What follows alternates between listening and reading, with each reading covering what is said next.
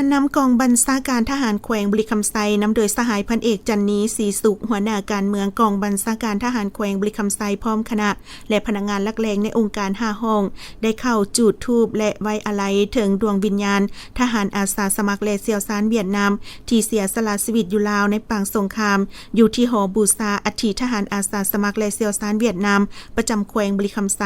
ในวันที่19เดือนธันวาคมนี้เนื่องในโอกาสเฉลิมฉลองวันสร้างตั้งกองทัพประชาชนเวียดนามครบรอบ80 ปีคือวันที่22เดือนธันวาคมปี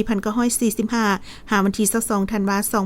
2025ให้มีความหมายสำคัญเพื่อแสดงถึงความรู้บุญคุณต่อพนักงานทหารอาสาสมัครและเสี่ยวซานเวียดนามที่เสียสละชีวิตอยู่ลาวในปางสงครามทั้งเป็นการหัดแน่นและเสริมขยายความสามัคคีแบบพิเศษการร่วมมือรอบด้านระหว่าง2ภาค2รัฐ2กองทัพและประชาชน2ชาติลาวเวียดนามให้มั่นคงทะนงแกนยิ่งขึ้น